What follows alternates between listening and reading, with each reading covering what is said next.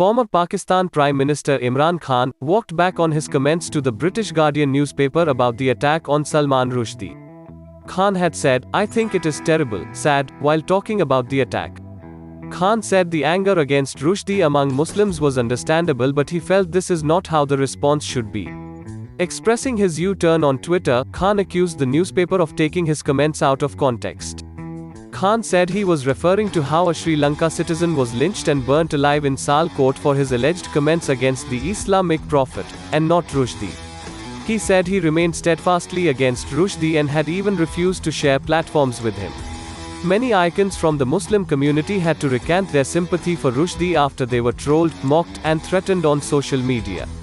For example, Rana Ayyub, who been facing money laundering, tax evasion, and cheating criminal charges, wished Rushdie a speedy recovery. After she got trolled, threatened, and lampooned for her comments, she quickly deleted the tweet and apologized publicly for her quote-unquote blunder.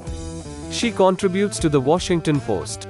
The Assam police arrested two imams for raising funds, providing logistical support, and recruiting new operatives for terrorist activities. 49-year-old Jalaluddin Sheikh and 43-year-old Abdus Subhan were questioned for long periods of time, during which they admitted to their terror activities. They provided significant quantum of evidence on their links with the Al-Qaeda in the Indian subcontinent, or AQIS, and were also in regular contact with the Ansarullah Bangla team, or ABT. Apparently, the two provided shelter to Bangladeshi outlaws and organized seminars to radicalize the youth in their areas. A large amount of jihadi literature, multiple mobile phones, different mobile SIM cards, identification cards, posters, and books were seized from them. Assam Chief Minister Himanta Biswa Sarma has been relentlessly pursuing the ABT, busting multiple cells and imprisoning several operatives. Quoting an unnamed senior US official, CNN reported that Iran has dropped a key precondition in its talks with the West on capping its nuclear weapons program. Since 2018, Tehran had insisted that Islamic Revolutionary Guard Corps and several organizations and individuals linked to this organization must not be classified as terrorists. The Western countries were against this condition, which caused the talks to stall. In 2019, the Trump administration went ahead and named the group, which is part of Iranian security apparatus, as a foreign terrorist organization. So far, the Biden administration is sticking to this position. Two other preconditions still exists, which makes the restarting of the talks uncertain. Tehran wants a clause requiring the US to pay a fine if it should unilaterally drop from the process again, and does not want the International Atomic Energy Agency scrutinizing their nuclear program. The West is keen to lift sanctions on Iran so they can gain access to its large natural gas reserves and circumvent Europe's dependence on Russian gas. Iran, which has been under a sanction regime for a long time, is also struggling economically. An inflow of funds will restart stalled projects and bring hope to the youth. Russia and China would not like normalizing Iranian talks, since that would mean the West getting a relief on supply of energy sources. New Delhi would like the sanctions gone, as it can leverage its good relations with Tehran to get access to Iranian natural gas. At the same time, New Delhi's concern of yet another nuclear-armed neighbor is alleviated.